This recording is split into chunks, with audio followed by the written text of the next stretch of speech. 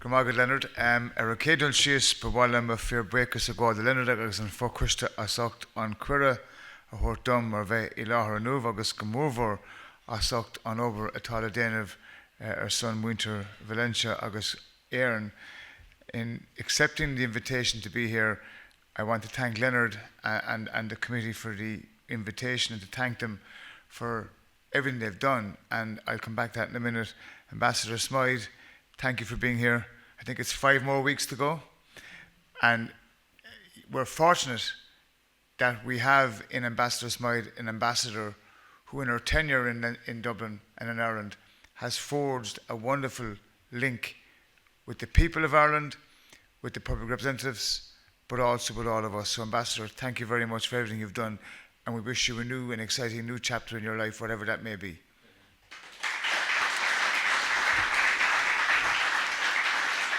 The Mayor of Kerry, Councillor Brown McGarry Fitzgerald, thank you very much for being here. Gardagus Asocht and Posta Hokru. My good friend, President of MTU, Maggie Cusick, and her husband Peter. Maggie has been a wonderful new president of MTU.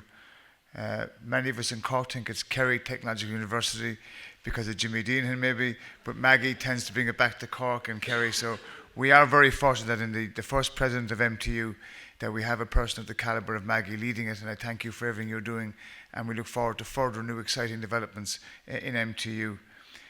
Friends, I have to say that in all my years coming to Kerry as a Corkman, I don't think I've ever been on Valentia Island in my memory, but I've been struck by the level of commitment and genuine strength of the work of Leonard, of Mary Rose, of Micheál Lyne, and of John Griffin. And apologies to anybody I've left out, but they're the members that I've met of the committee. Their enthusiasm, their drive, their energy has just been fantastic. And I want to commend you all and thank you for what you've been doing thus far on this very ambitious journey that has been long and arduous, I know, for many of you. But it is important that we say thank you to you for the work that you're doing, and in particular to the Valentia Island Development Community Committee. I know you're going to have Minister Chambers here later on, Leonard, and I think it's important that you put out the not the begging bowl, but the cap. He has a lot of money available, and I think he's receptive to good projects that can stack up, and I think this is one that really does. Friends, President Biden, when he was here, spoke about the relationship, about being a partnership for the ages. And that can apply to Ireland and America and to Ireland and Canada. And it was forcibly driven home last night by the wonderful, compelling documentary, The Cable That Changed the World. And we were privileged to receive that viewing. And just cast your minds just to walk out the front door here and think of what's happened in the intervening years. But think of what happened from the beginning of that concept to its delivery. And that's why I want to congratulate all involved in the documentary for telling us the story, but for doing so in a way that will, I hope, inspire other people, other entrepreneurs, other leaders. We live in a turbulent and exciting world, an innovative and a creative world. And if we look at the documentary last night, which you'll see on the August 12th, no different to where we were then to where we are now, in terms of innovation, in terms of creativity, in terms of geniuses, in terms of people taking risks, in terms of people willing to embrace a new challenge, a new horizon, in making life better for their fellow citizen, and in creating employment, opportunity, in building community, in making the world a smaller place and a better place. And with global communications changing and evolving, and we woke up this morning to the news in Morning Ireland about this glitch that forced airlines to be grounded. It stopped Sky News. It didn't allow people to open emails. And the world nearly panicked. Chaos ensued for a couple of hours. Phone calls were coming to politicians, what to do if my flight is cancelled. Facts. The world changed on this island for the first time. It wasn't that Kerry won the All-Ireland, it was that communication became easier for the first time. And that's why the importance of this location should never be diminished or forgotten. And Rory and Brian, in the documentary, the world really was changed where we are here. And let me just begin with a point that I've spoken to Leonard and Mary Rose and John about. If the genius of field stopped him, because like in a modern world today, the startup company failed, what would have happened to him? Hard luck. Great idea, but your fool's paradise. But no, he went back to the board. The board had confidence in him. And for me, one of the points that I've taken from this project and for what happened here is if you fail as an entrepreneur, as a leader, it doesn't mean the end. You keep going. It's like the footballer or the athlete, and we have a wonderful rower here in front of us. You keep pursuing. You try and win the next race or the next prize or the next big idea to get it successful. And that's the beauty of the world we live in. It isn't about failure. It's about how you turn that failure into success. And Field did that. It wasn't instantaneous. It took time, a lot of money, courage, a willingness to reflect and to move forward again. To show that we live in a global village, in a world that has become very small. Enda Kenny famously said that he wanted to make Ireland the best small country in the world to do business, but he also keeps telling us that there are jobs today not yet even thought about that will be the jobs of the future. And he's right. And if we leave nothing today to the young men and women who will be part of the panel later, is to be optimistic, to be futuristic, to look to the world and to look to yourselves and the potential you have. A bit like Maslow, starting at self-actualization or at the safety, but reaching self-actualization and being ambitious. Our future is bright. Our future is one that we have a huge opportunity to shape. 100 years ago, we started a relationship with the United States of America diplomatically. A relationship nurtured by people, but bound by our ties of immigration, of dependency, but of a human story. And at the heart of everything that we've done, and we do, it's our shared humanity is what binds us together. It's the story of the human being,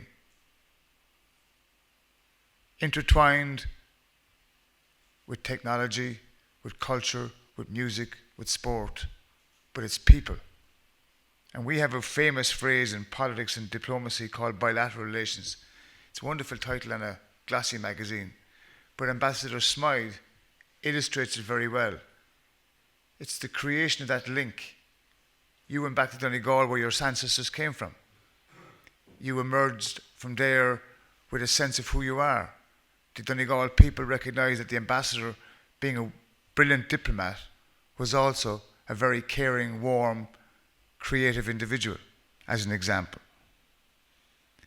And it's worth recalling that in 1924, with the appointment of Timothy Smithy as our first representative to America, what did he do? He sought out his own in America.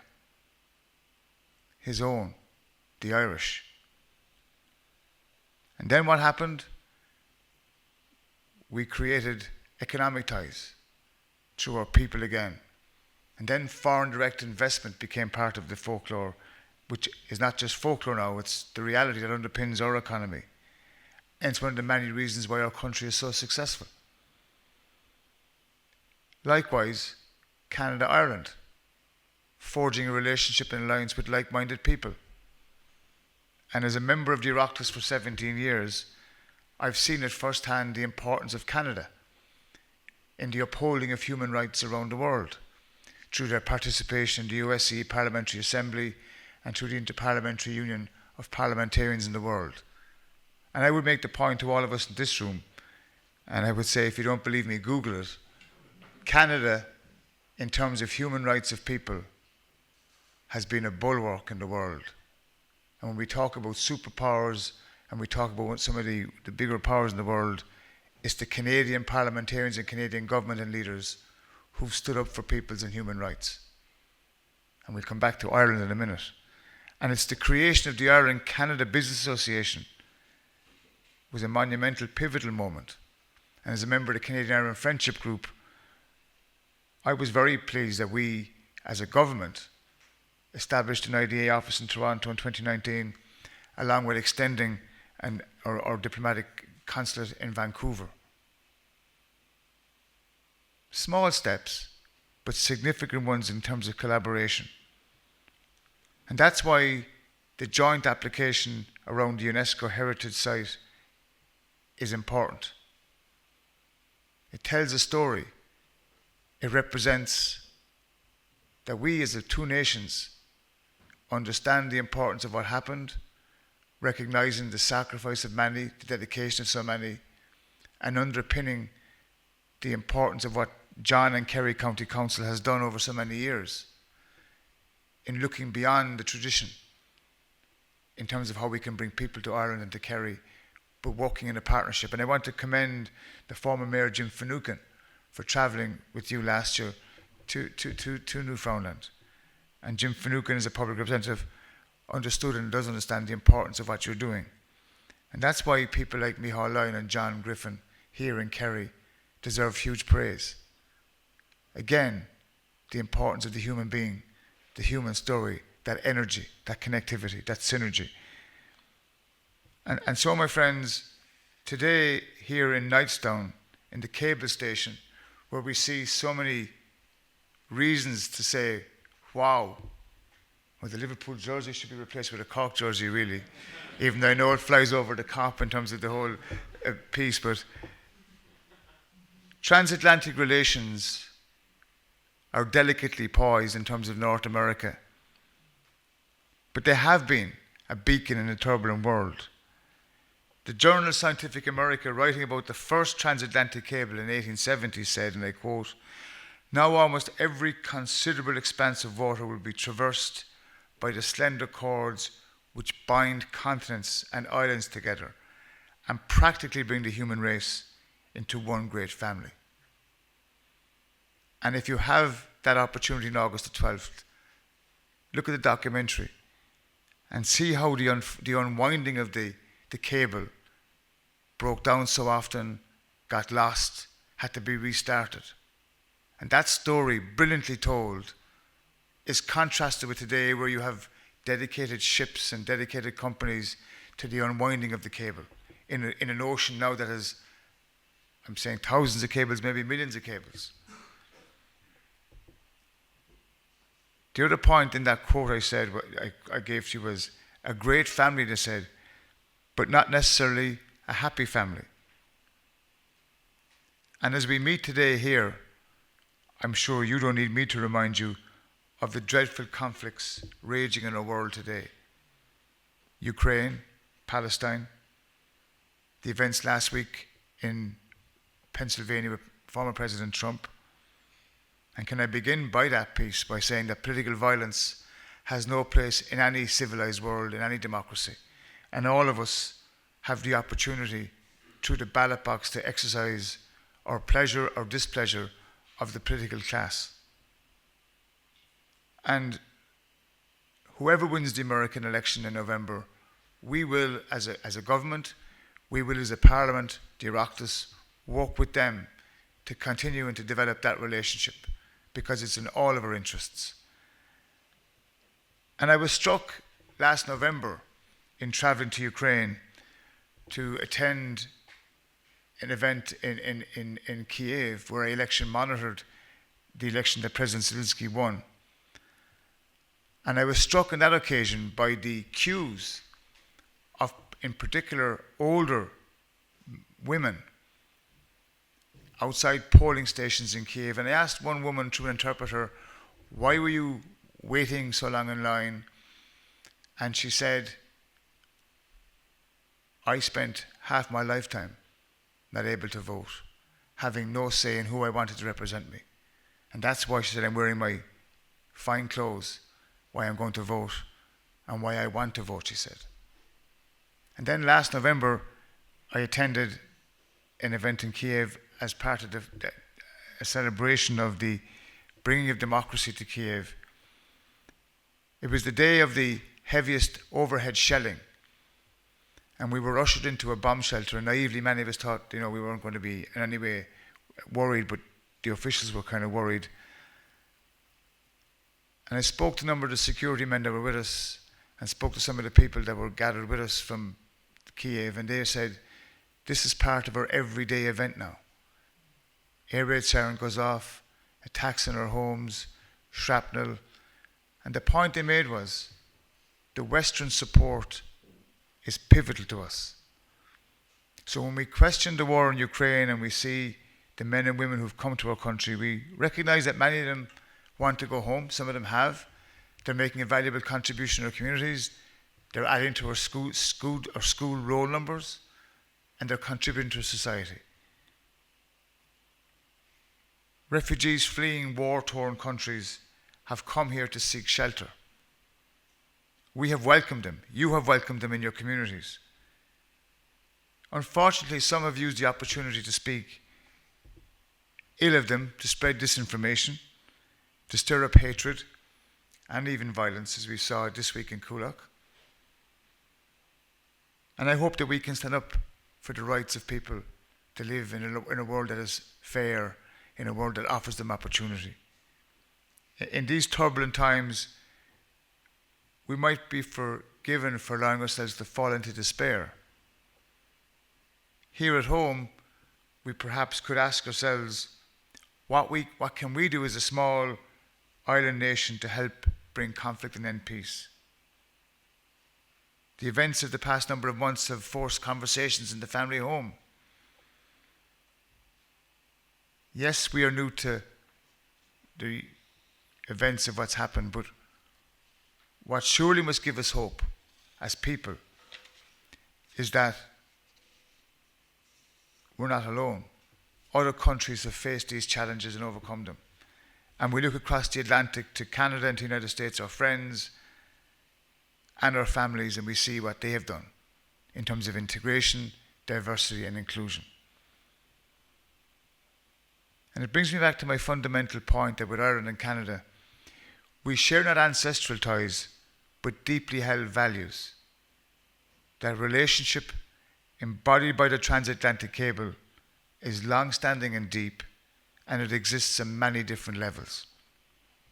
As the Cathaoirleach of Seanad Eireann, I've had a huge privilege of seeing firsthand the importance of that transatlantic relationship. Having travelled to the United States of America, having engaged as part of the Ireland-Canada Friendship Group, and having worked with my Canadian colleagues in the two organisations I've spoken about. President Biden's visit, the visit of the Canadian Speaker of the Senate, Ramon Gange, this year, Nancy Pelosi's visit earlier this year, the visit of Governor Hochul, who's got strong Kerry links, and Governor Maura Healy from Massachusetts to Ireland to address the Seanad. And next week, the visit of the California legislature to Ireland and Belfast shows the importance of that relationship, of that connectivity, of that friendship, of being able to converse, engage, disagree, and respect each other. Many of us will look to St. Patrick's Day, to the visit of the Taoiseach and many ministers to many parts of the world, but in particular to America. And we will see the headlines, Taoiseach flies off to, government goes on a junket around the world. But as somebody who's travelled to America last year as part of the Patrick's Day events, 3 states, 6 cities, 21 engagements, meeting with business leaders, community leaders, working in immigration, culture, music, sporting, Nothing sums up a relationship better than the events of St. Patrick's Day, like with America. Not just in Washington, D.C., but around the states of America. And I would make the point to you this morning in a very simplistic way. What other country in the world would give up an opportunity to have, in the Oval Office, primetime meeting with the President of America, the most powerful leader in the world,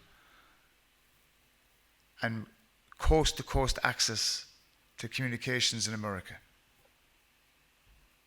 And that meeting, based upon tradition, but also an ongoing respect, shared values, and friendship. And I know many in this room will be sceptical and will say it's probably based upon the shamrock diplomacy or the paddywhackery. But the impact of that relationship is very real and very positive.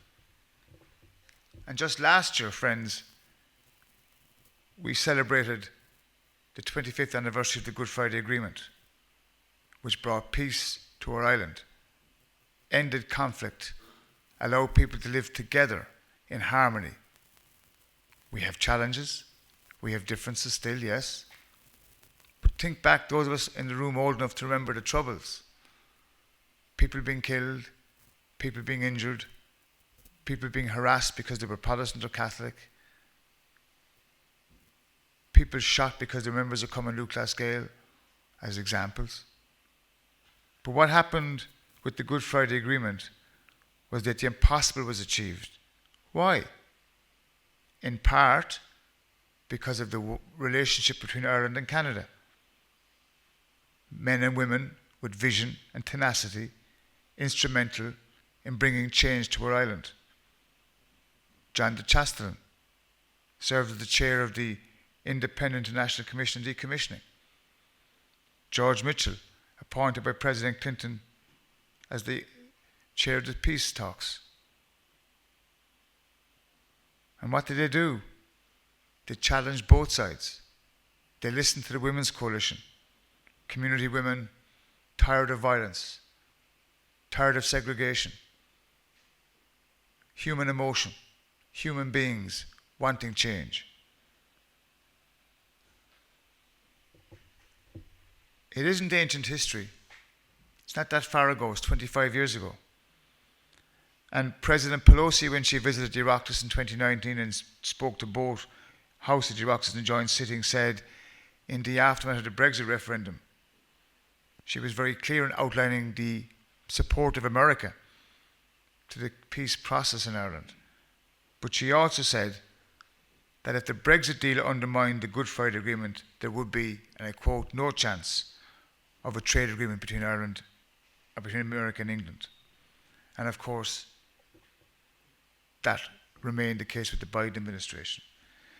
So in celebrating two important anniversaries of 85 years of relationship with Canada and 100 years of diplomatic relations with America, we see the importance of both countries to us. As I said, the first formal diplomatic mission in 1924, significant because it was the newly founded Free State, seeking to carve a place for itself among the nations of the world, first looked across the Atlantic, looking across the Atlantic. But of course, as we all know, our transatlantic relations existed before that, long before diplomatic relations were formally exchanged. It's a connection that goes back to the 6th century with St. Brendan the Voyager, who sailed from, I think it was Kerry to North America. Everything comes out of Kerry that's good nearly, including the Macroom bypass, which I'm sure you all will celebrate as well. But in the 19th century, as we all know well, the famine struck here. And Irish people left in their thousands, millions. Many members of my own family left from Cove and went to Buffalo, New York, Las Vegas, Boston. Refugees from famine, building a new life, new opportunity in America. Similar to today in many ways, regarded as poverty-stricken immigrants with suspicion, a drain perhaps on their own economies. But however, that wave of immigrants created a connection that we are walking with and walking on. Now the basis for a mutually beneficial economic relationship. Ireland's economic partnership with Canada is valued at €10 billion every year. In recent years, our trading relationship with Canada has gone from strength to strength. Our exports of goods to Canada grew by 20% in 2023 and now stands at €4.1 billion. Canada now is Ireland's 11th biggest export destination.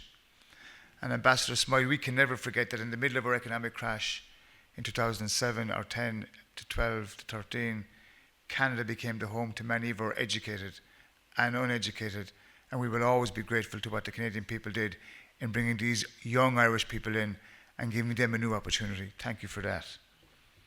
Today, friends, there are 400 companies from Ireland based in Canada, employing 6,000 Canadian people. And here in Ireland, around 75 Canadian companies are employing 15,000 Irish citizens. Significant trade relationship and a two-way street. In America's case, our trade and investment relationship is valued at $1 trillion. 970 companies operating here in Ireland, employing 210,000 people. 210,000 people. And some of the people in many parts of the Oireachtas talk about corporation tax and talk about our dependency upon America and Canada. That is the answer. 210,000 people employed, spending more than €41 billion in Ireland every year. And Irish companies employ approximately 100,000 Americans in the United States. And I had the pleasure of being in California, predominantly for St. Patrick's Day, where Ireland is that business gateway for Americans, and in Europe, Ireland is the gateway. We are lucky and fortunate that because of the policies by IDA and by government and Enterprise Ireland, we allow barrier-free access to Europe's 500 million consumers, and Ireland, as an island nation and the periphery of Europe, is very much at the heart of Europe. And much as Ireland was the gateway for communication between America and Europe, when that transatlantic cable was first connected from Heart's Content in Newfoundland with Valentia Island, it remains the same today in a different way. The economic success story began from that small little acorn and has now become a mighty oak. But the economic figures only tell one story, paint just one picture, which I'm sure Minister Chambers will develop further. But the connection across the Atlantic, as you know, on this island is much more than that. It's deeply personal. And that's why Micheál Lyon, with his many different books, deserves great praise, because it gives us a living testimony of the people of the island of Valentia, where they came from, who they are, what they stood for, where they are today in terms of legacy and history and heritage. And many of us in this room have family members across the Atlantic in Canada and the USA, proud to trace their roots back to Ireland, keen to come back and to visit and to retrace the footsteps of their ancestors. More than 4.4 Canadians, 12.1% of their population, claim some Irish ancestry, making Ireland the third largest ethnic group in Canada. And in America, 10% of the people report Irish ancestry, which is 31.5 million people. So Irish Americans and Irish Canadians are keenly aware of their ancestors came from. In many cases, they know the county and the townlands better than we do. But they left their mark on the places where they call home now. In Newfoundland, Waterford, Wexford, accents can be heard many generations after the peoples crossed the Atlantic to find a new home. Think of President Biden coming to Ireland. What did he do? He went to Mayo, he went to trace his roots in Louth, and the names of Blewett and Finnegan became infamous for a couple of days. Ancestry, human connectivity. As I've said, St. Patrick's Day is celebrated across the world, but in particular in Canada and America. Many claim it was the Americans who began the celebration of St. Patrick. The first St. Patrick's Day was in New York in 1762. The Canadian government in 2021 commemorated the event by saying that Ireland, Canada was going to be a month of celebration. But we are honoured as a nation that Canada and its people have chosen to recognise the many contributions that Canadians of Irish descent have made in building their country by having that Irish Canada Heritage Month.